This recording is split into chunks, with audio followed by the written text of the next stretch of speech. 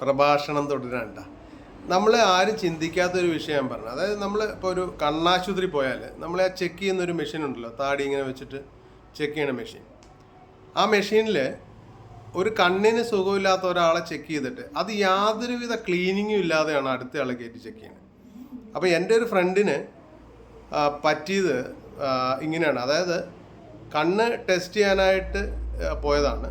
പക്ഷേ അവിടുന്ന് ആ ടെസ്റ്റ് ചെയ്യൽ കഴിഞ്ഞ് ഇറങ്ങി 2 ദിവസം കഴിഞ്ഞപ്പോൾ കണ്ണിൽ ചുവപ്പ്, അങ്ങനെ ഒരു അസുഖം ഉണ്ടല്ലോ, വൈറൽ ഇൻഫെക്ഷനായി. സാധാരണ ബാക്ടീരിയ എന്ന് എനിക്ക് തോന്നുന്നു.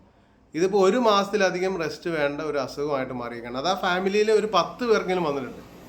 അപ്പോൾ തീർച്ചയായിട്ടും ഇപ്പോൾ ഇത് ചെക്ക് ചെയ്തിട്ട് വീണ്ടും ചെക്ക് ചെയ്യാൻ ചെല്ലുന്നു. അപ്പോൾ വീണ്ടും ഇവൻ്റെ കണ്ണ് ടെസ്റ്റ് ചെയ്യണം. അപ്പോൾ ഓട്ടോമാറ്റിക്കായിട്ട് അടുത്ത ആളെയും ഇവർ ടെസ്റ്റ് ചെയ്യും. ഈസി ആയിട്ട് അടുത്ത ആൾക്കും കിട്ടുന്ന ഒരു രസമാണ്. അപ്പോൾ ഇതൊന്ന് ഷെയർ ചെയ്യണം. ഏതെങ്കിലും ഹോസ്പിറ്റൽ ആൾക്കാർ കാണുകയാണെങ്കിൽ ഇങ്ങനെ ഒരു സംഭവം നടക്കുന്നതിനുള്ള പ്രതിവിധി, അതായത് ഒന്നുമല്ലേ സാനിറ്റൈസ് ചെയ്ത് ക്ലീൻ ചെയ്യൂ അടുത്ത ആൾ വരുന്നതിന് മുമ്പേ. ഞാൻ പറയുന്നത് സിമ്പിളാക്കി ആരും എടുക്കണ്ട. കാരണം നമുക്കൊക്കെ വർഷത്തിൽ അല്ലെങ്കിൽ 2 വർഷം മുൻപ് കണ്ണിൽ എന്തെങ്കിലും ഒരു ടെസ്റ്റിങ്ങിന് പോകുമ്പം സംഭവിക്കാവുന്ന കാര്യങ്ങളേ ഉള്ളൂ ഇത്. അപ്പോൾ ഇതിനെതിരെ ഒരു പരിഹാരം എടുക്കാനായിട്ട് ഈ വീഡിയോ മാക്സിമം ഷെയർ ചെയ്യാം.